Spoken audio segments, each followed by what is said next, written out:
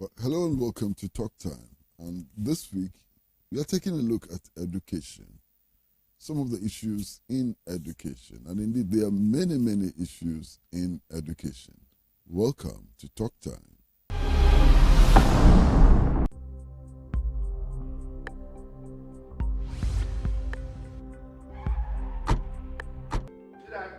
I'm home. Come to me. Oh, into that come honey, sir. Dang. Castle. So when you mean this will be able to Hanuma, can one carry an assay? A day, pay your answer. Your mamma said, Oh, what happened? Shame me, back. What for cocoa bit? When it's blue, and answer, some legend. Young Casabe made say, what for cocoa castles? A day and number 2, and you minute 2, and your friend say, Calamity 2, driving what in a doom was seen to me near you. When my draw will be seen but down, I'm at the S or the M. What the A drawing and ya ma a pim for, one warmer and manu for, and name more fra when you fear do me.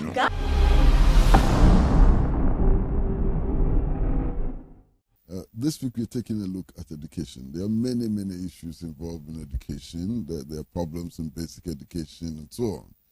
And we are, privileged. We have the pleasure of welcoming into the studio Mr. Festus Longmatey, who is a programs officer for the Ghana National Education Campaign Coalition. Welcome to the studio, sir. Yes, sir. Master, Ghana National Education Campaign Coalition. What is it? Let me first of all thank you for the opportunity and also extend greetings to your cherished viewers. The Ghana National Education Campaign Coalition is a coalition of NGOs, civil society organizations, researchers, and individuals who are interested in promoting quality pre-tertiary education in the country. I see. And do you have any relations with such groups as the Ghana National Association of Teachers, UTAG, TEU, and so on? Do you have any relations with them? Yes, all the teacher unions are members of the Ghana National Education Campaign Coalition. So we have NAGRAT, NAT, all being members of the coalition. Now, what do you do? We do a lot of activities. We do research. We basically do things to or advocate to influence policies and also to change attitudes that is affecting the quality of education in the country.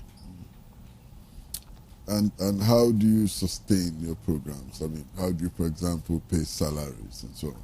How do you sustain yourself? Yeah, we get funding support from donors in everything that we do. Yeah, we have the Civil Society Education Fund funding our activities. In fact, they give us a core funding, and then we have Star Ghana and other international donors also supporting us in the activities that we implement.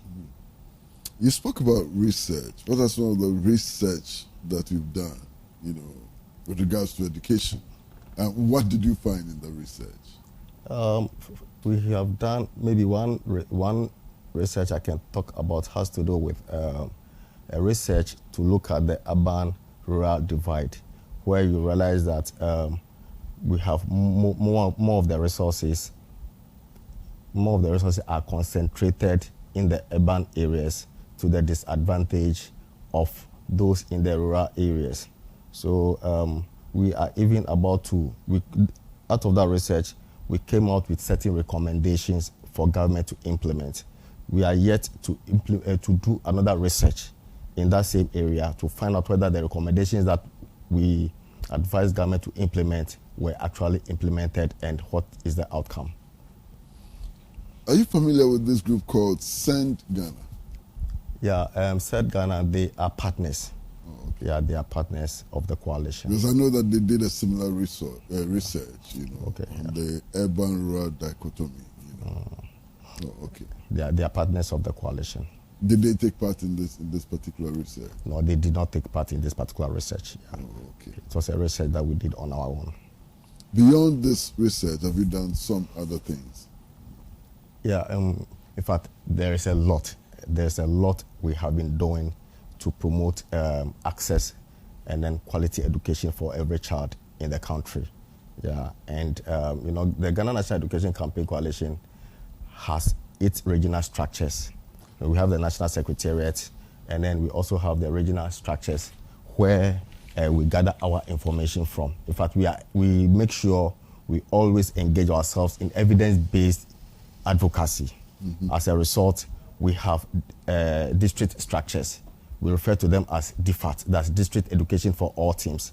So they are supposed to engage in advocacy at the grassroots level. They gather the evidence from there. They feed the regional chapters. The regional chapters also feed the national chapter, and then we also use that to engage the appropriate stakeholders. Have you done anything recently on, say, the senior high school? Yes, we have. We did a research to look at the effect of implementing this the free SHS, and I think we even engaged the ministry with the outcome of that research. And also on the double tracking system, for instance, I believe that we came out to advise government on the implications of the double track system, which we think it's not very good in terms of the quality of education that we need for our children. What have you found about the implementation of the senior high school, free senior high school, program? Yeah, I think that basically it is a good policy because it will enable parents who might not or who cannot afford their children to access education to now access education. But the problem we have is that when the free has to be properly defined. When you look at the basic education system, for instance, because of the free education, you realize that parents were not or are not ready to even support their children. A child is going to school and not even a coin for that child to even buy water because they tell them everything is absolutely free. But when you go into it, you realize that that is not the case. So what happens is that it affects the quality of education. So we think that it is proper, the free is well defined so that parents would know the role they have to play in ensuring that the children or their children get access to quality pre-tertiary education. Currently, what burden do parents bear? I mean, what do parents have to pay for? In fact, a lot in the sense that government is doing what government can do. Free tuition. Mm-hmm. At least the teachers are paid by government. They provide, I think, meal for the children. But what I also know is that the core textbooks, for instance, has to be provided by the parents. But this information was not properly communicated to the parents. So parents were expecting that their children were going to receive everything, including these core textbooks that I'm mentioning. So if they are not made to understand what their roles are in promoting quality education for their own children, that to me, it's really a problem. So actually, free is not absolutely free. It is not absolutely free. Mm-hmm.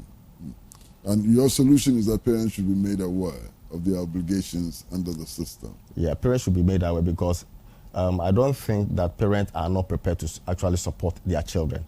Parents will be prepared to support their children, but I think the problem is the affordability. Mm-hmm. But then, since government is doing what it could to support parents also have the responsibility to also support government to provide the kind of quality education that we all want to have for the children in this country.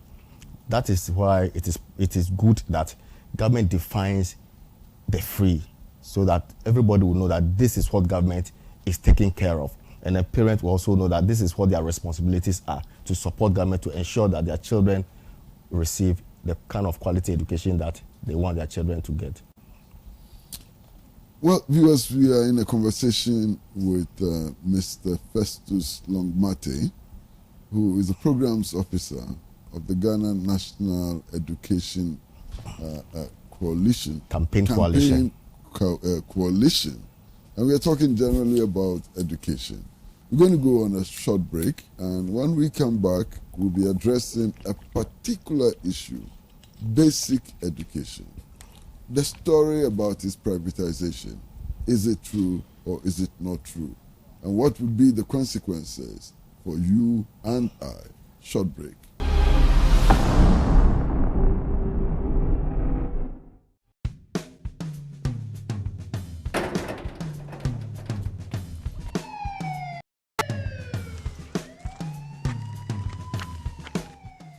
What's wrong?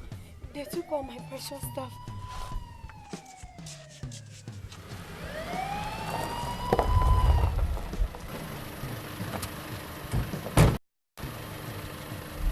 Did they harm you? Just when they were about to, they hit the siren and bolted. Scout the area. You don't have security cameras? They stole everything. I thought you used ghost cameras from security. Security warehouse? Yes, you should. They couldn't have gotten away the way they did without either being electrocuted or being caught on a CCTV camera.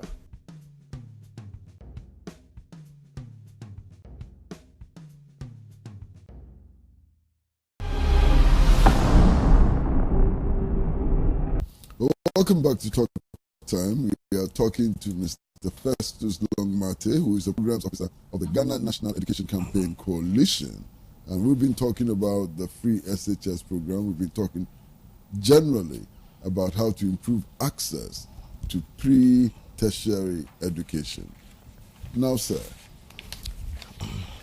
this story which is making the rounds about basic education, that some aspects, or indeed all of basic education, may be privatized. What is the truth? It is true that government intends to hand over our public education system to private managers to manage. But currently the intention is to pilot it in a number of schools in about 4 regions in the country. Yeah, I think the truth of the matter is public-private partnership in education management has always existed. We have the mission schools who have their schools and then with support from government. So we say that the private managers and government are already in partnership in providing education service in this country. But then we all know the poor nature of our education outcomes. So one of the options government intends to adopt in solving or improving upon education outcomes is to adopt a PPP model, which is the public-private partnership in education management. And government intends to hand over public basic education to private organizations to manage for them. And this government is doing this with the intention of improving upon learning outcomes in our public basic schools. But then the issue we are having with this system is experienced in other countries. In fact, this model has been implemented in other African countries for over a decade now. We realize that instead of the system or the model bridging the inequality gap, it rather ends up widening the gap in terms of access. These private managers who are being engaged to manage our schools are going to be contracted based on an agreed learning outcomes. That also means that whatever commission that they are going to be receiving will be based on this agreed, on the attainment of these agreed learning outcomes. Because of that, most of these private managers will prefer to admit or recruit the best and easy or cheapest to educate children because they have to achieve their targets. So that also means that there's going to be discrimination against students who academically are not too skillful and who probably need some special or have special needs to be able to be in the system. So basically, that is the problem that we are having with the system. When it comes to the issue of teachers, for instance, the private manager has the freedom to, maybe if the private manager thinks that a particular teacher is not performing, that manager has the flexibility to cause the transfer of that teacher from the school that they are managing. And if that happens, it means that the manager is going to employ their own teachers.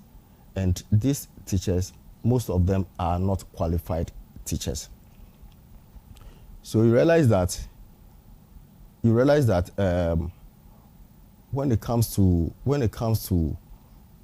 quality, we're going to have most of these teachers who are classified as non-performing teachers sent to schools that are not being managed by these private managers.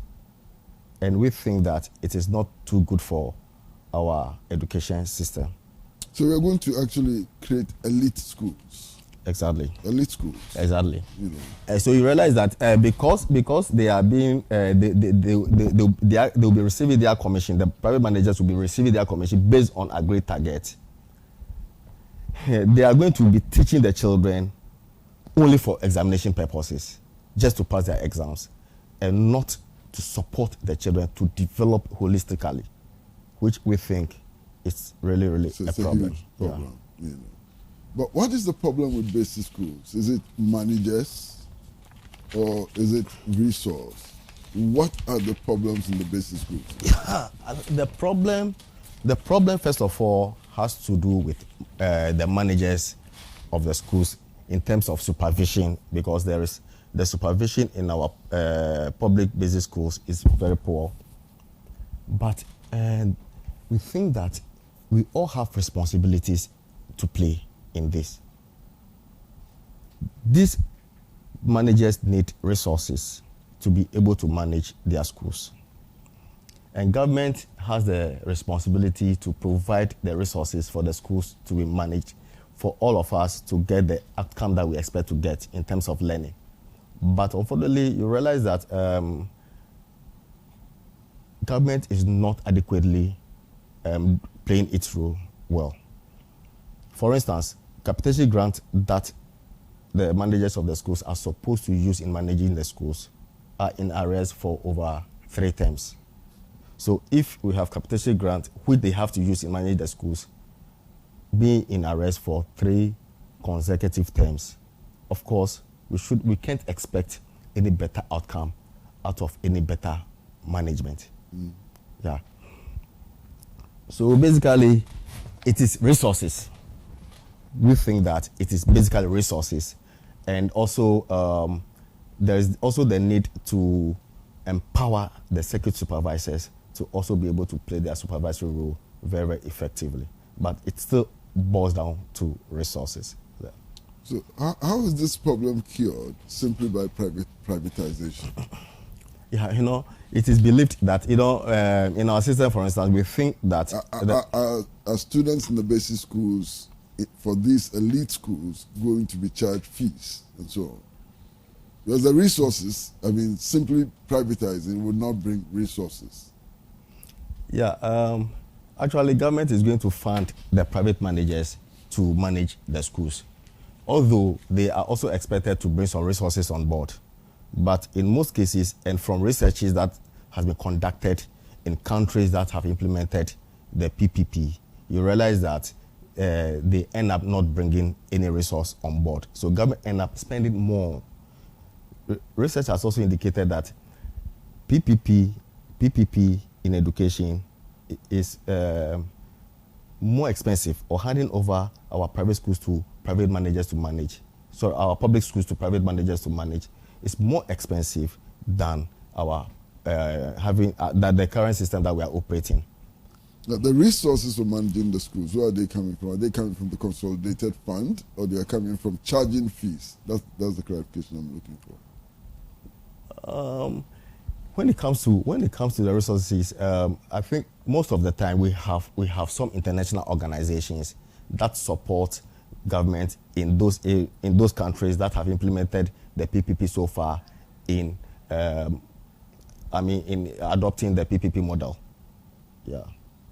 Isn't that strange when the government is talking about Ghana beyond aid?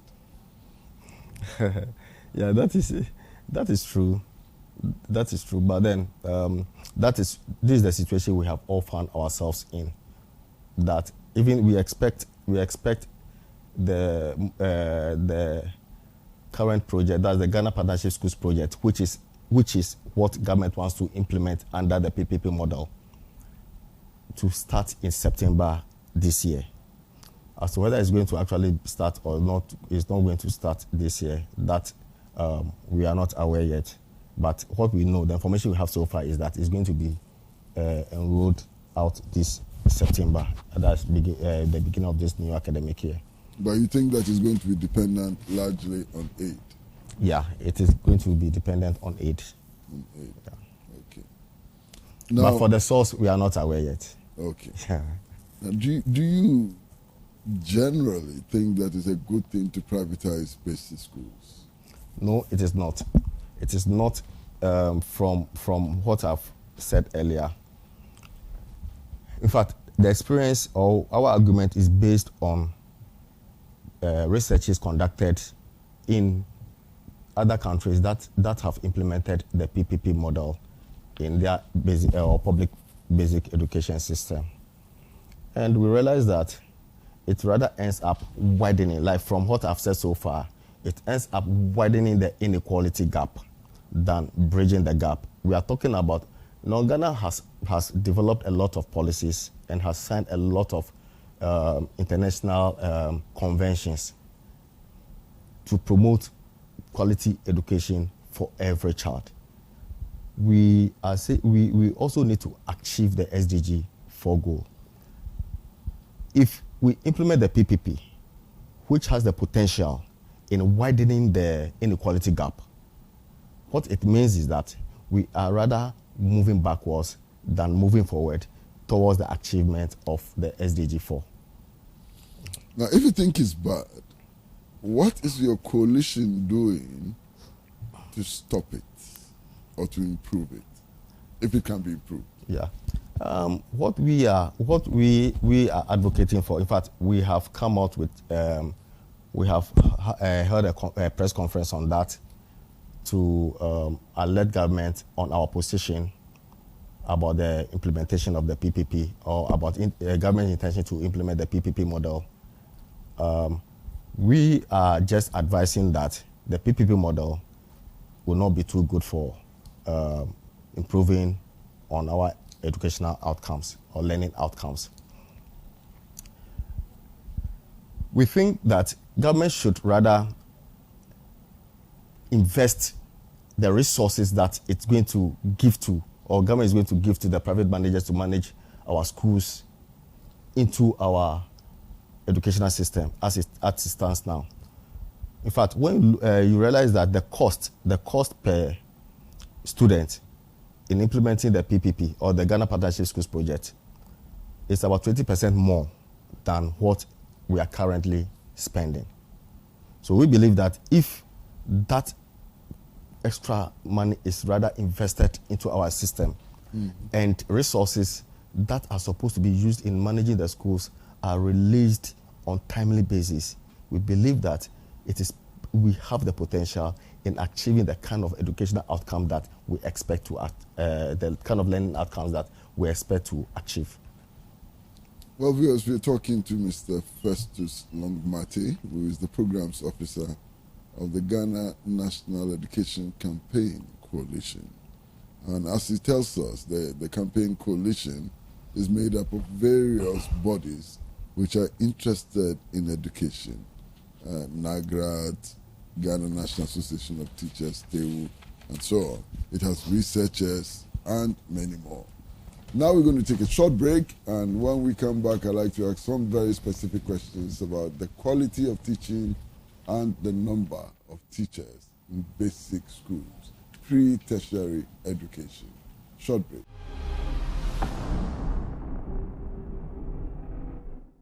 Yes, Dad. Everything has been installed. Yes. Okay. I will be fine, Dad. Yeah, for this debate tonight. You gotta keep long, go do the far job. Charlie, high tech. She the lie bad go happen tonight. This are no fence.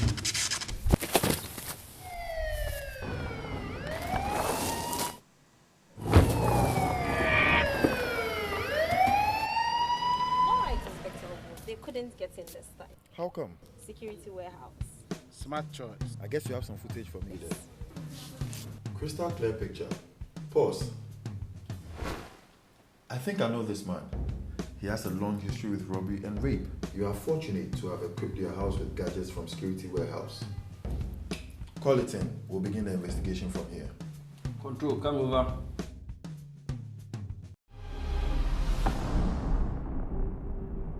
Welcome back to Talk Time, and we are in conversation with Mr. Festus Longmatey, who is the Programs Officer of the Ghana National Education Campaign Coalition. Now, sir, you told us that a number of schools in 4 regions are being selected for the guinea pig stage. You know. Now, do you know the 4 regions? Yeah, we have the Brong-Ahafo region, Greater Accra, Brong-Ahafo, Greater Accra, Central region, and I think the Northern region. But I start to be corrected on the last one. Okay. Now, what is the criteria for the selection of these basic schools which will be privatized? One, the school must have a kindergarten. It must have a primary school, the primary junior high school, and it should have a minimum of 300 students across classrooms. And then these schools that will be selected must not also need immediate rehabilitation.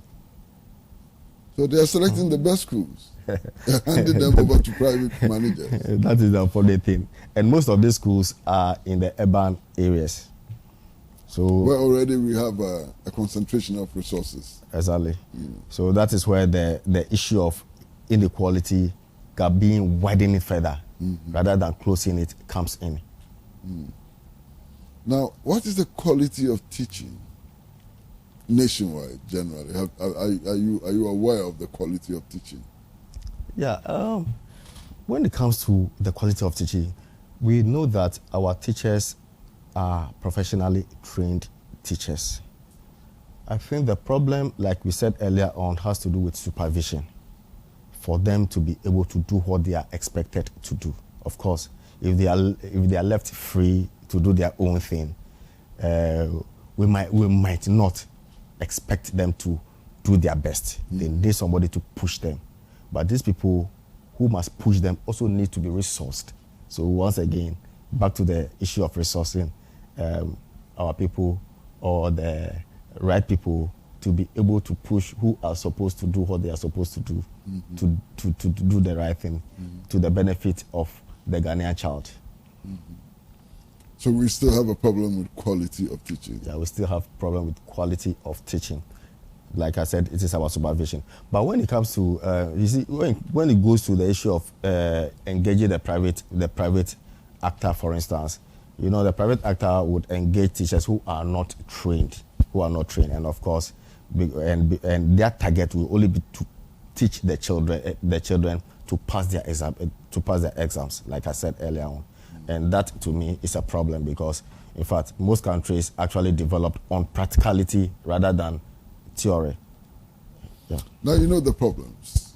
So what should we be expecting from you going into the immediate future? Are there any campaigns that you've lined up?